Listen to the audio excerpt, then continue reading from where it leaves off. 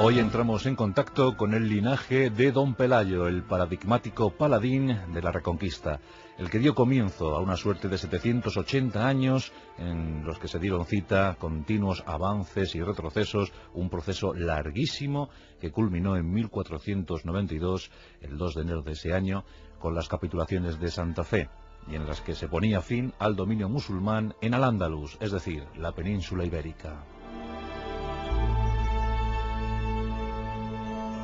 Don Pelayo, primo del último rey godo, Don Rodrigo, participó en la batalla de Guadalete. Fue uno de los supervivientes de aquel combate en el que se perdió Hispania.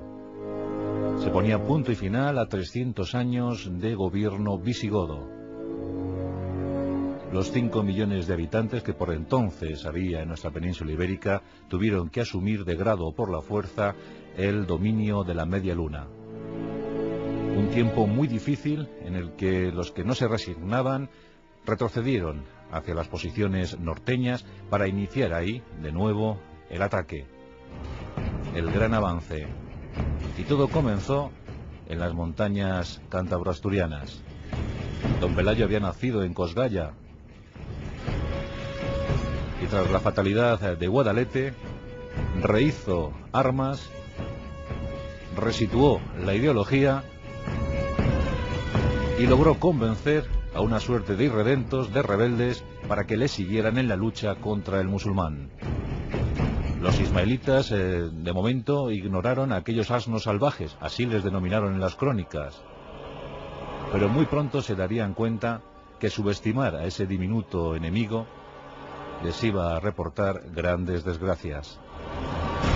En 718, Pelayo es elegido caudillo, líder o rey incluso de los astures. Comienzan a hostigar a los musulmanes. En 722 probablemente se celebró la refriega de Covadonga. Con poco más de 100 efectivos, Pelayo puso en jaque a una expedición punitiva musulmana compuesta por más de 20.000 efectivos.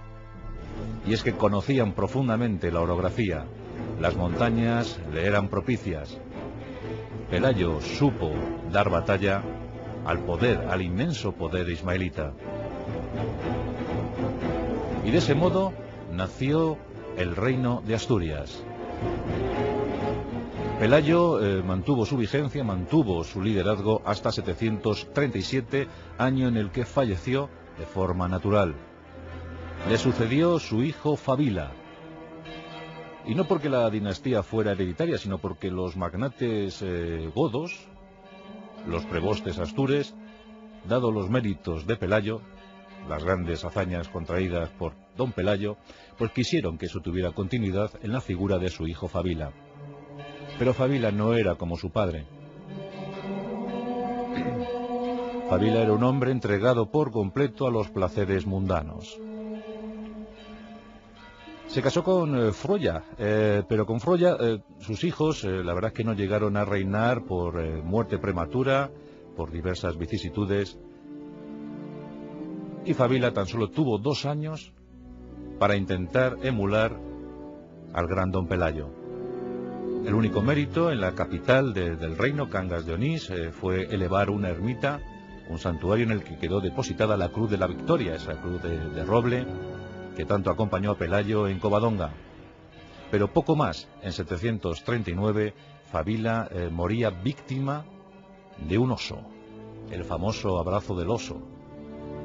En esa cacería Fabila, de forma muy desprevenida, pues se enfrentó al poder de un oso pirenaico o cantábrico, y lo cierto es que falleció despedazado. ¿Qué hacer entonces?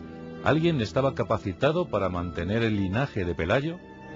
Los hijos de Fabila, no, ya lo hemos comentado, habían fallecido de forma prematura. Pero le quedaba una hija, Ermesinda. Y Ermesinda se había casado con un noble guerrero, un hombre muy capaz, Alfonso, hijo del duque de Cantabria, Don Pedro. Alfonso, que pasaría a la historia como Alfonso I el Católico, este sí se puede considerar como el primer rey del reino astur, del reino asturiano. Y la verdad es que Alfonso I dio espléndida batalla a los musulmanes y extendió los dominios de Asturias hacia Galicia, León. comenzaba a perfilarse un poderoso reino en el norte de la península ibérica. Eran los esbozos de la Reconquista. Se aunaban esfuerzos en pos del empeño común de hacer retroceder a los de la media luna, a los musulmanes. Alfonso I y Ermesinda tuvieron 4 vástagos: Fruela, Vimarano, Adosinda y un hijo natural que no fue concebido con Ermesinda, sino con, al parecer, una cautiva musulmana, una cautiva mora, como se decía entonces. Este niño llevó el nombre de Mauregato. Pero vamos, los 3 hijos legítimos se prepararon para asumir el poder que su padre les dejaría en heredad. Tras el fallecimiento de Alfonso I, ocupó el trono Fruela, el mayor, el primogénito, el fundador de Obetún, de Oviedo.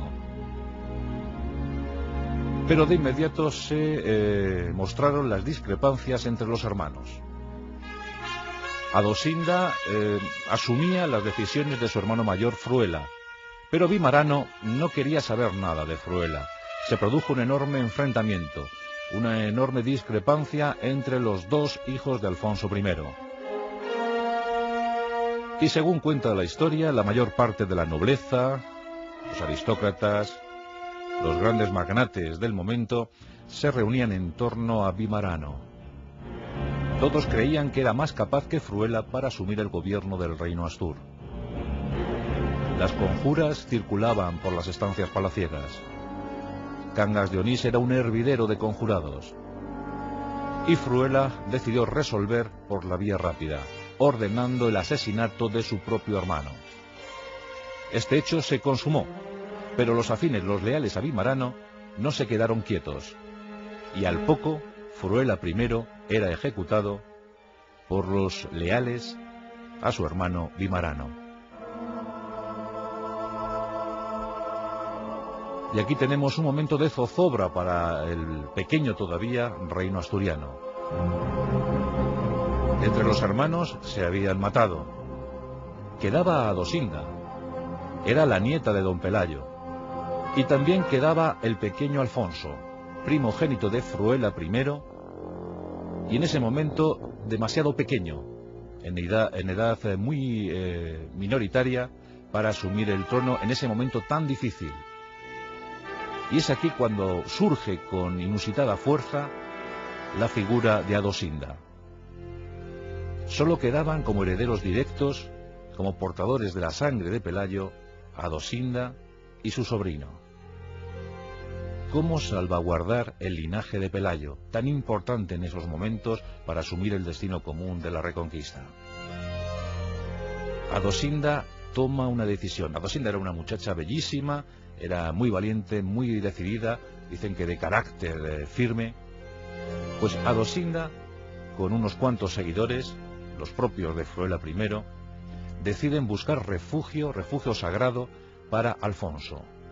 Como os digo, era un niño de apenas 9 o 10 años, y el lugar elegido fue un monasterio, San Julián de Samos, en la actual provincia de Lugo. Adosinda confía a ese grupo de seguidores la tutela, la custodia de Alfonso. Estos guerreros conducen al muchacho hacia el monasterio, y es la mejor decisión que se pudo adoptar, sin duda alguna, a tenor de los acontecimientos históricos que luego se vivieron. En Samos, Alfonso recibe la mejor educación de la época. Los monjes le entregan por completo al estudio de las grandes obras. Ya sabemos que en esos siglos la cultura solo se daba en estos recintos, en estos monasterios, en los conventos. Es donde se redactaban los grandes códigos, los grandes textos. Esa cultura era propiedad de los monjes. Ya se venía dando, o con mucha existencia desde luego, desde los tiempos de San Isidoro, en el siglo VII, principios del siglo VII, finales del VI. Y el pequeño Alfonso